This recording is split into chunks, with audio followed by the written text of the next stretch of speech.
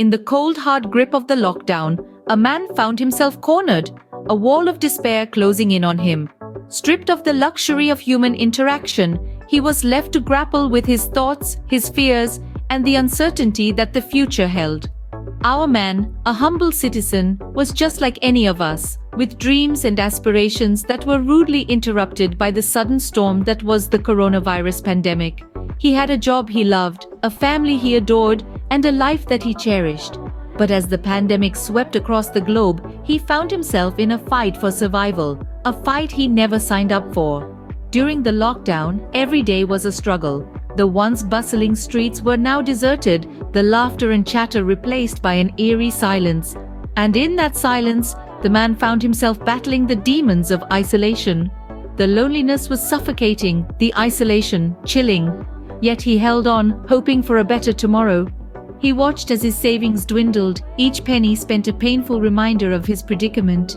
He had always been a hard worker, but now, without a job, without an income, he felt powerless. He was a man on the brink, teetering on the edge of despair. The government, his supposed lifeline, seemed indifferent to his plight. The banks, institutions he had trusted, turned a blind eye. No aid came his way, no respite, no relief. It was as if he was invisible, forgotten. And in his darkest hour, he realized the bitter truth. He was alone in this fight. Yet, in the face of adversity, the man did not lose hope. He held on to the belief that this too shall pass. He held on to the dream of a brighter tomorrow. He held on, not for himself, but for his family, for his friends, for his world. His story is not unique. There are thousands, if not millions like him, struggling to keep their head above water in these trying times.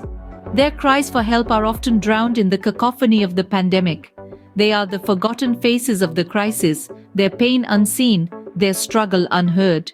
Yet there is something we can do. We can lend a helping hand, offer a kind word, share a meal. We can reach out to those in need, let them know they are not alone. We can be the beacon of hope in their darkness. Reach out to your local community organizations. Donate to food banks. Offer your skills and time to those who need it. Every small act of kindness can make a big difference. Remember, in times of crisis, it's the human spirit that shines the brightest.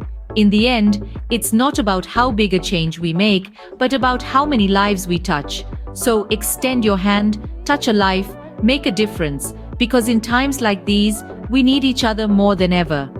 We are in this together, and together we will overcome.